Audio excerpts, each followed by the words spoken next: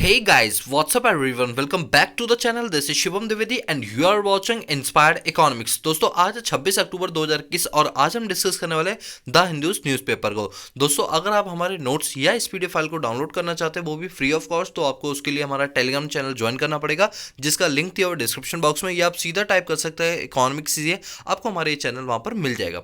देखिए दोस्तों, आज के हमारे यहाँ पर बहुत सारे आर्टिकल्स हैं और मैं तो कहूँगा सारे की सारे इंपॉर्टेंट है, इसलिए हम जल्दी से जल्दी सारी चीज़ों को कवर करते हुए चलेंगे।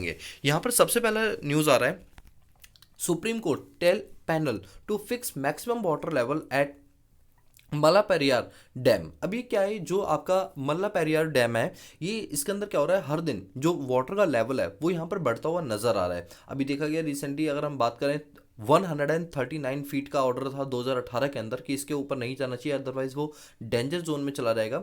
बट पिछले कुछ दिनों से हम देख पा रहे हैं कि इसका जो वाटर लेवल है या जो ग्राउंड लेवल है वो यहाँ पर बढ़ता हुआ नजर आ रहा है। अब थोड़ा सा इसके बारे में हिस्ट्री आपको बता देता हूँ, आखिर ये डैम का लिंक क्या है, किस तरह से इसे मैनेज किया जाता है।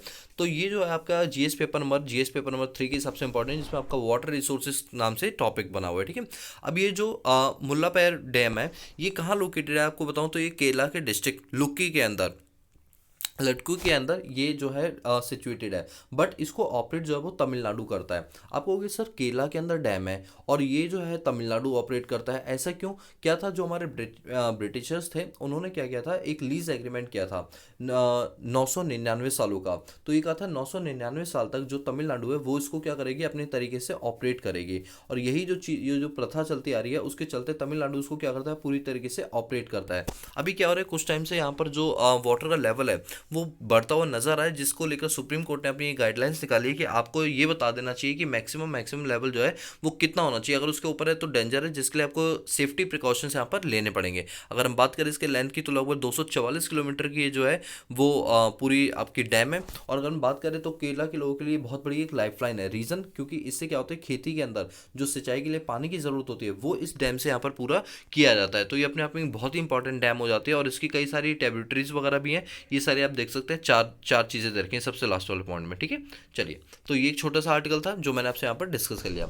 इसके बाद राइट हैंड साइड आपको एक आर्टिकल मिलेगा यहाँ पर, वो है fifth tip of मिलिटेरियन on पॉन्च Poonch cam from uh labourer. अब एक काम करते हैं, इसको ना मैं एडिटोरियल में सेक्शन में कवर कर लेता हूँ, बिकॉज एडिटोरियल के अंदर ना इसको पूरा डिटेल में बताया गया है, तो अभी मैं इसको कवर ना करके वहाँ कवर कर लूँगा। ठीक है, इसके बाद यहाँ पर तो फिलहाल ऐसा कोई फर्स्ट पेज में कोई न्यूज़ नहीं है। सेकंड पेज में डेंगू को लेकर बोला है कि डेंगू के जो केस हैं वो दिल्ली के अंदर 1000 को भी मार्क कर चुके हैं, मतलब 1000 से भी ज़्यादा केसेस बढ़ चुके हैं।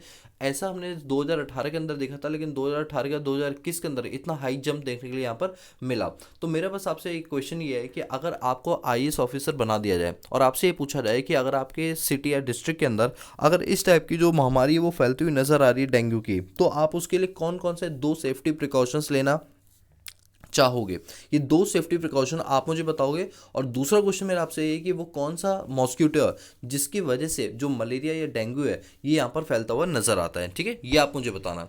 इसके बाद हम और आगे चलते हैं। यहाँ पर बात की रही है कि जो अगर हम बात करें दिल्ली गवर्नमेंट की, तो दिल्ली गवर्नमेंट ने अपने एक डेटा को रिलीज कर ये बताया कि जो सिटी की जो एयर क्वालिटी इंडेक्स है वो हर दिन जो है वो पुअर कैटेगरी में जाती हुई नजर आ रही है। यानी जो AQI होता है ना, एयर क्वालिटी इंडेक्स, वो यहाँ पर क्या है, बहुत ज़्यादा डाउनफॉल में देखा जा रहा है। जबकि अभी फायर क्रैकर्स पे पूरी तरीके से रोक लगाई जा चुकी है, बावजूद इसके अभी भी हमारा AQI जो है वो बिगड़ता हुआ नजर आ रहा है। इसको लेकर कई सारे सेफ्टी प्रिकॉशंस भी लिए गए हैं, इवन पटाखों तक पर तो बैन भी लगा दिया गया है। लेकिन स्टिल जो हमारे यहाँ पर जैसे पराली वगैरह थोड़ी बहुत तो जली जाती है। इवन जो हमारे यहाँ पर जो ट्रांसपोर्टेशन के लिए कार वगैरह यूज़ की जाती है वो पेट्रोल डीजल की जाती है, तो अल्टीमेटली उससे क्या निकलेगा, पॉल्यूशन निकलेगा। और ये हमारे पॉल्यूशन को, जो हमारे एयर क्वालिटी है उसको ये खराब करने में पूरी पूरी मददगार साबित होगी। इसके बाद हम और आगे चले तो यहाँ पर एक बात बोली है, मैन एक व्यक्ति है जिसको पॉक्सो एक्ट के अंदर जो है हिरासत में लिया गया और उसने जो टीनेजर है उसके साथ हरास करने की कोशिश की। अब देखो, हमें ये नहीं पता लगाना कि दिल्ली पुलिस ने किसको पकड़ा किसको नहीं पकड़ा। एक 40 साल का इंसान है जिसने 15 साल की लड़की के साथ हरासमेंट करने की कोशिश की। मेन हमें ये नहीं पढ़ना, हमें पढ़ना है कि ये पॉस्को एक्ट क्या होता है। दोस्तों काफ़ी टाइम बाद ये पॉस्को एक्ट के बारे में सुनने को मिला है, क्योंकि इसको मैं काफ़ी 1 डेढ़ महीना पहले मैंने इसको कवर किया था। अगर हम पॉस्को एक्ट की बात करें तो इसकी फुल फॉर्म जो होती है ना, वो होती है protection of children from sexual offence, और ये 2012 के अंदर इस एक्ट को बनाया गया था। जीस पेपर नंबर 2, जिसमें जो बच्चों से रिलेटेड इश्यूज हैं उसके लिए बहुत ज़्यादा ये इंपॉर्टेंट है। पॉस्को एक्ट को जो है वो इसलिए बनाया गया था ताकि जो 18 साल से बच्चे नीचे के बच्चे जो है 18 साल से नीचे यानी जो नाबालिग बच्चे हैं या फिर लड़कियां लड़के कोई भी हो, अगर उनके साथ किसी भी टाइप का सेक्सुअल ऑफेंस होता है या फिर उनकी हरासमेंट की जाती है, तो इस एक्ट के तहत उस व्यक्ति को सजाए मौत या कोई भी मतलब जो सजा वगैरह के प्रावधान है वो सब इसके अंदर यहाँ पर दिए गए हैं। अब इसमें क्या हो सकता है कि हो सकता है कि वो इंसान आपको फिजिकली, मेंटली या इमोशनली, इंटेलेक्चुअली आपको हरास करने की कोशिश करे, एब्यूज़ करने की कोशिश करे और पोर्नोग्राफी दिखाने की कोशिश करे। इस टाइप की जो एक्टिविटीज़ है वो यहाँ पर कवर की जाती हैं। तो इस एक्ट के तहत इस व्यक्ति को जो है वो गिरफ्तार किया गया। मैंने बोला ना, आपको ये नहीं देखना कौन सा व्यक्ति किस तारीख को गिरफ्तार हुआ, मेन चीज़ है पॉस्को एक्ट क्या है हमको पता होना चाहिए था। ठीक है, इसके बाद हम और आगे चलते हैं। तो यहाँ पर ये तो पूरा एडवर्टाइजमेंट सेक्शन है। अभी बीएसएफ को लेकर बात चल रही है, बॉर्डर सिक्योरिटी फोर्स। आप जानते हैं अभी रिसेंटली पंजाब जो है वो इससे कुछ ज़्यादा ही खफा है। पहले क्या था, जो बीएसएफ था उसको जो पाकिस्तान वाला इलाका है ना हमारा, जिसको बोलते हैं लाइन ऑफ कंट्रोल, तो लाइन ऑफ कंट्रोल से 15 किलोमीटर तक में ये अपनी पेट्रोलिंग करते थे और ये सीज भी कर सकते थे अगर इनको कोई गतिविधि ऐसी नज़र आती थी। लेकिन अभी इनकी रेंज को जो है वो बढ़ा दिया गया, बल्कि वो 50 किलोमीटर कर दिया गया है। तो यहाँ पर जो अलग अलग स्टेट्स हैं जैसे वेस्ट बंगाल, आसाम वगैरह की, लेकिन पंजाब को ज़्यादा दिक्कत हो रही है। वो ये कह रही है कि ये तो हमारे स्टेट लिस्ट का मुद्दा है, तो इसमें सेंट्रल अपनी क्यों चला रही है कि उसने 15 किलोमीटर वाली रेंज को बढ़ा के 50 किलोमीटर कर दिया है। इस तरह से तो आप हमारे जो राइट्स हैं, जो हमारे भारत के संविधान में 264वें के 7 शेड्यूल के अंदर 3 लिस्ट दे रखी है, उनका पूरी तरीके से यहाँ पर उल्लंघन करते हुए नजर आ रहे हो। चलो, इससे रिलेटेड मैंने कुछ नोट्स बनाए, मैं आपको जरूर नोट्स में से भी बता देता हूँ। ये हमारा है jurisdiction enhancement of BSF. BSF को फुल फॉर्म होती है बॉर्डर सिक्योरिटी फोर्स। ये GS paper number 3, GS paper number 2 के हिसाब से इंपॉर्टेंट है। अभी क्या हुआ, होम मिनिस्ट्री ने अभी नोटिफाई किया कि जो बीएसएफ है उनके एरिया को 15 किलोमीटर से बढ़ा के 50 किलोमीटर कर दिया जाएगा। और ये कौन कौन से, जैसे इंटरनेशनल बॉर्डर जैसे आपका असम, वेस्ट बंगाल और पंजाब, इन इलाकों के अंदर ये जो चीज़ें हैं वो करती हुई नजर आई हैं। अभी क्या है, जो हमारा अगर हम बात करें, जो बीएसएफ है, बीएसएफ का बाकायदा एक्ट है 1968, जो कि अलग अलग जैसे जो हमारे कोस्टल इलाके हो गए या जिन पे बॉर्डर इलाके हैं उनमें इनकी पोस्टिंग ज़्यादातर की जाती है। और अभी ज़्यादातर इनको जो पोस्ट किया जाता है वो जेएनके और लद्दाख वाले इलाके में ज़्यादा पोस्ट किया जा रहा है। अगर हम बात करें बीएसएफ की, दोस्तों अपने आप में एक बहुत बड़ी टीम है। बीएसएफ अपने आप में बहुत बड़े लेवल पे है, इनका अपना खुद का टैंक है, इनके पास खुद की अपनी मिसाइल्स वगैरह है, तो आप समझ सकते हो ये अपने आप में बहुत ज़्यादा पावरफुल है।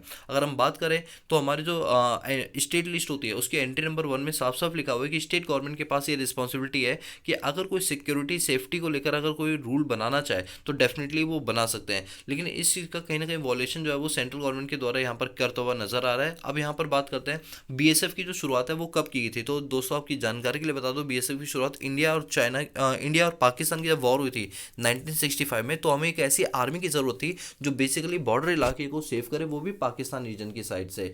तब हमने क्या किया था, इसको वहाँ पर बनाया था 1965 के अंदर। अगर मैं आपको बताऊँ, जो हमारे यहाँ पर जैसे मिनिस्ट्री ऑफ होम अफेयर है, ये तो सब इसी के अंडर में आता है। इसके अंदर और कौन कौन से आते हैं, जैसे आसाम राइफल्स आते हैं, इंडो टाइबुट बॉर्डर पुलिस भी आते हैं, सेंट्रल इंडस्ट्रियल सिक्योरिटी फोर्स भी आता है, सेंट्रल रिजर्व पुलिस फोर्स भी आता है, नेशनल सिक्योरिटी गार्ड्स भी आते हैं और सशस्त्र सीमा वाले, ये सब लोग इसके अंदर क्या होता है, कवर होता है। अगर हम देखें तो अराउंड 2,65,000 जो सिक्योरिटी फोर्स है वो यहाँ पर डिप्लॉय किए गए हैं पाकिस्तान बांग्लादेश के बॉर्डर पर। अब यही सारी चीज़ें यहाँ पर बात की गई कि जो बीएसएफ की जो अभी ड्यूटी थी वो 15 किलोमीटर तक की होती थी, अब उसको बढ़ा के कितना कर दिया, 50 किलोमीटर। तो कुल मिला के यहाँ पर पंजाब गवर्नमेंट ये कहती है कि ये तो स्टेट लिस्ट का मुद्दा है, तो इस तरह से सेंट्रल गवर्नमेंट उसमें आनाकानी ना ही करे तो ज़्यादा अच्छा है, लेकिन उसने तो अब रूल बना दिया।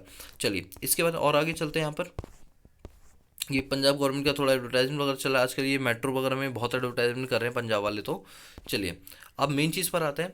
ये तो मैंने अभी आपको बता ही दिया कि मलप्पुरम डैम में जो है वो लेवल बढ़ता हुआ नज़र आ रहा है, सेम चीज़ यहाँ भी रिपीट की गई। ठीक है, इसके बाद यहाँ पर और आगे चलते हैं। एडिटोरियल सेक्शन, यहाँ पर क्या बात की जा रही है, लेफ्ट हैंड साइड पर एक एडिटोरियल है मिक्स्ड मैसेजिंग करके। ये क्या बोलता है कि अभी आप जानते हैं जैसे 5 अगस्त 2019 को धारा 370 के तहत जो स्पेशल कैटेगरी जेएनके को दी जाती थी वो खत्म कर दी गई।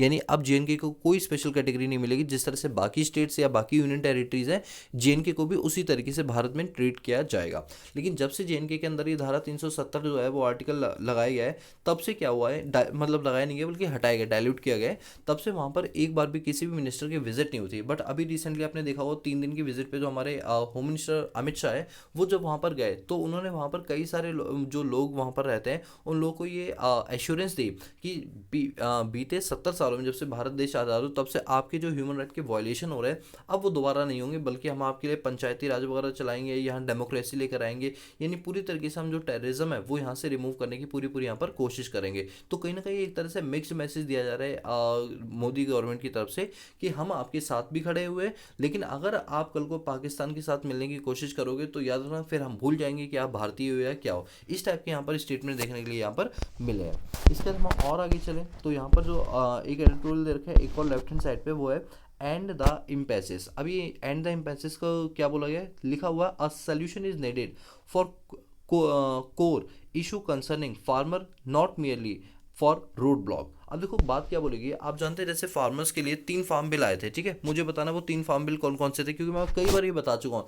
जब मैं कोई चीज़ बार बार बताता हूँ ना तभी मैं अपना राइट समझता हूँ कि मैं अब आपसे पूछूं कि आपको ये पता भी है या भूल गए हो। तो आप मुझे बताना वो 3 फार्म बिल कौन कौन से जिनको लेकर एक बहुत बड़ा इशू चल रहा है, जिसको लेकर फार्मर लोग प्रोटेस्ट कर रहे हैं। तो जो वो फार्म बिल है उनको लेकर जब फार्मर प्रोटेस्ट करते हैं तो क्या करते हैं, रोड्स को ब्लॉक कर देते हैं।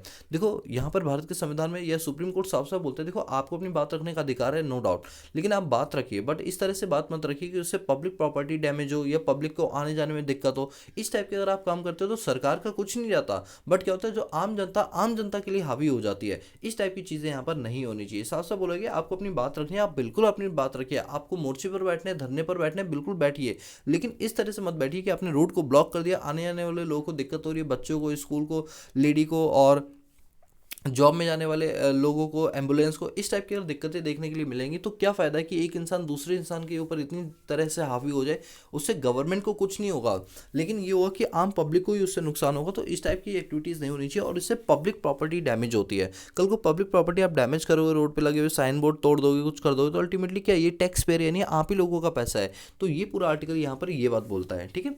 इसके बाद एक और यहाँ पर एडिटोरियल दे रखा है।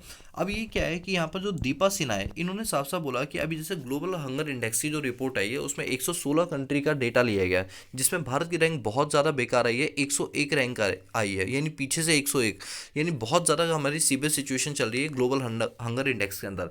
तो अभी भारत ये बोल रहा था कि यहाँ पर जो GHI है उन्होंने जो अपना डेटा उठाया भारत के लिए वो पुराने डेटाज उठाए, वो कोई ऑथेंटिक डेटा नहीं है। बट यहाँ पर दीपा सिन्हा के द्वारा साफ साफ बोला है कि वो सारे के सारे डेटा ऑथेंटिक है, यानी जो भारत है अपनी इमेज, गिरती हुई इमेज को सुधारने के लिए इस टाइप की जो स्टेटमेंट है वो दे रही है। अदरवाइज ये सोचने वाला कंसर्न है कि हाँ भारत में ग्लोबल हंगर इंडेक्स में हम बहुत पीछे चल रहे हैं, हमारे यहाँ पर भूखमरी की जो समस्या है वो बहुत ज़्यादा है। और आपको बता दूं कि जो हमारे सस्टेनेबल डेवलपमेंट गोल है जिनको हमें अचीव करना है 2030 तक, उसके अंदर हंगर सबसे मेन मुद्दा उठता है और हम उसी को अचीव नहीं कर पा रहे हैं। और इसी तरह से मिलेनियम डेवलपमेंट गोल भी था जो 2015 तक अचीव करना था, उसमें भी अब हंगर को अचीव नहीं कर पाए थे। तो ये भारत के लिए एक बहुत बड़ा कंसर्न है। चलो मैं थोड़ा सा इसके बारे में डिटेल बताता हूँ नोट्स के थ्रू। यहाँ पर नोट्स के थ्रू मुझे आपको बताना है ग्लोबल हंगर इंडेक्स के बारे में। ये रहा global hunger index 2021, GS paper number 2 health के हिसाब से इंपॉर्टेंट है। यहाँ पर क्या बोला गया है कि भारत की जो पोजीशन है वो 2021 के अंदर 101 आई है 116 में से, जबकि 2020 के अंदर हमारी फिर भी थोड़ी पोजीशन ठीक थी, दैट इज 94। अगर हम बात करें ये कौन कौन जो है GHI निकालता है, तो वर्ल्ड वाइड निकालता है, वर्ल्ड वाइड और वेल्थ हंगर लाइफ, ये 2 बड़ी बड़ी ऑर्गेनाइजेशन है जो कि इस इंडेक्स को पब्लिश करती है। सबसे पहले इसको पब्लिश किया गया था सन 2006 के अंदर, और हर दिन अगर हम देखें ये 16वां एडिशन था GHI का, ठीक है। इसका मेन एम क्या होता है कि ग्लोबल लेवल पर ये देखना कि किस कंट्री के अंदर जो है लोग भूखमरी की समस्या से आज भी जूझ रहे हैं। और ये 4 पैरामीटर के ऊपर क्या करती है, अपना GHI निकालती है, जिसमें पहला पैरामीटर होता है अंडर न्यूट्रिशमेंट, दूसरा होता है चाइल्ड वेस्टिंग, तीसरा होता है चाइल्ड स्टनिंग, चौथा होता है चाइल्ड मोर्टेलिटी। इन 4 बेसिस के आधार पर क्या निकाला जाता है, हमारे पर ग्लोबल हंगर इंडेक्स निकाला जाता है। इसमें स्कोर जो दिया जाता है वो 0 से 100 पर दिया जाता है। अगर 100 पॉइंट से ज़्यादा आपका स्कोर बनता है तो आप जो है बहुत गलत सिचुएशन में, जैसे भारत का 101 बन रहा है तो वो बहुत बेकार सिचुएशन है, ठीक है। अगर हम देखें अपनी नेबरिंग कंट्रीज़ के हिसाब से, तो हमें जो नेबरिंग कंट्रीज है उनका स्कोर हमसे काफ़ी ज़्यादा अच्छा बना है। जैसे अगर हम पाकिस्तान वगैरह की बात करें तो इनका ज़्यादा अच्छा है, पाकिस्तान 92 पर स्कोर करता है, नेपाल बांग्लादेश 76 पर, श्रीलंका 65 पे, लेकिन भारत 101 पे। तो ये बहुत सोचने वाली बात है। यानी पूरे आर्टिकल के अंदर ये जो हमारे दीपा सिन्हा है, इन्होंने साफ साफ बोला है कि जो जीएचआई का डेटा है वो बिल्कुल एब्सोल्युटली करेक्ट है, बट यहाँ पर गवर्नमेंट अपनी जो कहते हैं ना कि वीक पॉइंट छुपाने की यहाँ पर कोशिश कर रहे हैं, वो यहाँ पर किया जा रहा है। ठीक है, चलिए ये हमारा एडिटोरियल हो गया। इसके बाद एक आ रहा है एडिटोरियल हमारे पास, इसको मैं कवर नहीं करूंगा क्योंकि ये थोड़ा सा अलग टाइप का है। यहाँ पर आता है a bubble of trust approach. अब ये बबल ऑफ ट्रस्ट अप्रोच का मतलब यहाँ पर क्या बोला जा रहा है कि जैसे आप जानते हैं कि हमारे यहाँ पर जो अलग, जैसे चाइनीज़ की बात करते हैं, चाइनीज़ गवर्नमेंट क्या करती है, उनके पास टेक्नोलॉजीज इतनी ज़्यादा है कि वो वर्ल्ड वाइड क्या करते हैं, एक्सपोर्ट बहुत ज़्यादा करते हैं। कहीं ना कहीं इंडिया की जो डिपेंडेंसी है वो चाइना पर कुछ ज़्यादा ही हो गई है, बट अब हमें इस डिपेंडेंसी को थोड़ा सा कम करना चाहिए और हमें धीरे धीरे करके क्या करना चाहिए, ग्लोबल पार्टनरशिप में आना चाहिए। जैसे आप जानते हैं कि चाइना की डोमिनेंसी को रिड्यूस करने के लिए क्वाड ग्रुप तो हमने बनाया हुआ था पुराना वाला, एक नया क्वाड ग्रुप और बनाया जा रहा है, आपको पता ही हो ना, नया क्वाड ग्रुप और बनाया जा रहा है। ठीक है, तो अब उसके अंदर कौन कौन होंगे हमारे, इंडिया, यूएसए, यूएई और रशिया, ये चार कंट्री क्या होंगी, नए क्वाड ग्रुप को बनाएंगी। बेसिकली क्यों बनाया जा रहा है, ताकि हम चाइना को काउंटर कर पाए और जो हम चाइना के ऊपर डिपेंडेंसी है ना टेक्नोलॉजी की, इसको यहाँ पर कम किया जाए। तो ये आर्टिकल ये बोलता है।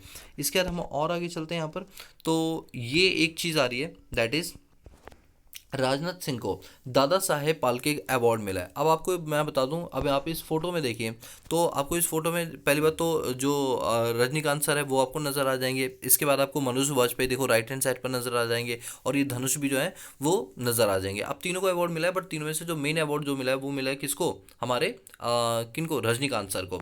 अभी क्या है मैं आपको बता देता हूँ, ये जो दादा साहेब फाल्के हैं, ये बहुत पुराने डायरेक्टर हैं। सन 1913 के अंदर इन्होंने पहली अपनी मूवी, अगर हम भारत में डायरेक्टरशिप की बात करें तो पहला इन्होंने ही किया था, और इन्हीं के नाम से ये अवार्ड दिया जाता है। एक मिनट, मैंने इसके नोट्स बनाए, मुझे नोट्स नहीं मिल रहे।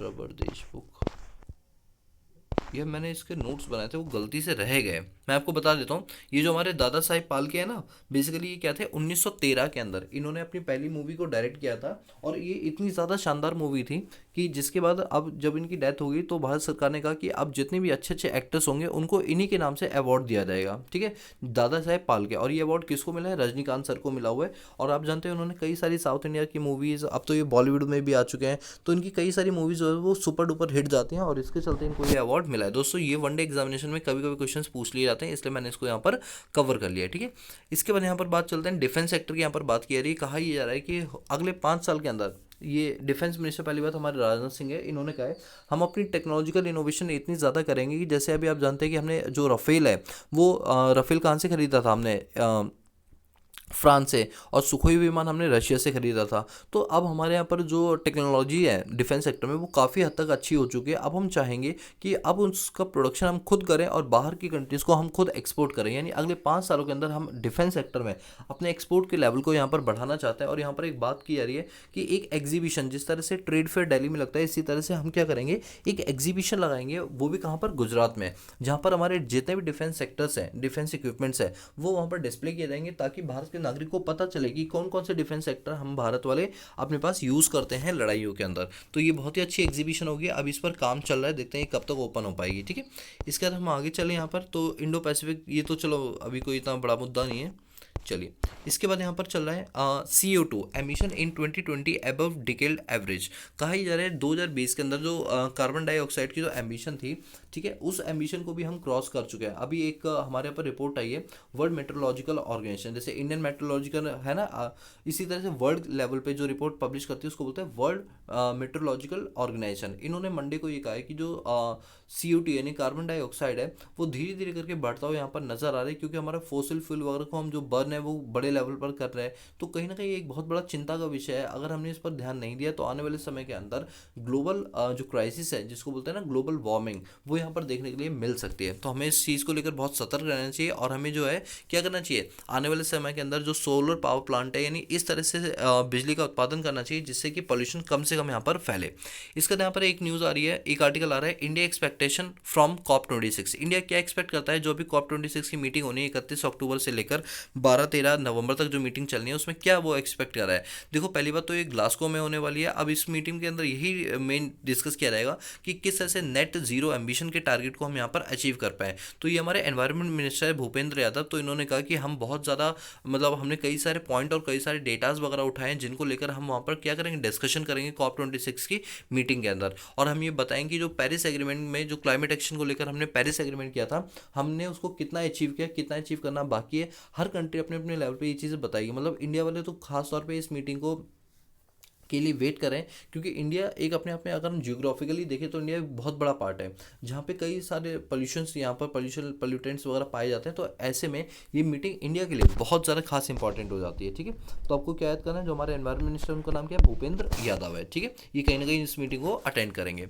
इसके बाद हम और आगे चलें तो यहाँ पर क्या, चलिए अभी इसको मैं कवर नहीं करूँ, चलो कर ही लेते हैं। ये है sedan military seize power in कोप। जैसे म्यांमार के अंदर क्या हुआ, तख्ता पलट हुआ था ना, कि म्यांमार की जो प्रेसिडेंट थी उनको वहाँ पर डिटेन कर लिया गया था, और आर्मी ने पूरी तरीके से जो है इकॉनमी पर अपना कब्जा कर लिया था, और वहाँ पे जो कहते हैं ना डेमोक्रेसी, उसको बंद कर दिया था। ठीक उसी तरह सडान में देखने को लगा कि वहाँ की जो मिलिट्री है उन्होंने गवर्नमेंट को सीज कर दिया और अपना तख्ता पलट कर दिया। लोगों ने, कई सारे हज़ारों लोग जो है इसके प्रोटेस्ट में रहे, लेकिन कोई फ़ायदा नहीं हुआ। जिस तरह म्यांमार में तख्ता पलट होकर इस टाइम मिलिट्री आर्मी की पावर चल रही है, कूप जिसे बोलते हैं ना, आर्मी कूप, इस तरह से सेम चीज़ सडान में भी देखने के लिए यहाँ पर मिली है। ठीक है, चलिए ये था। इसके बाद और आगे चलते हैं।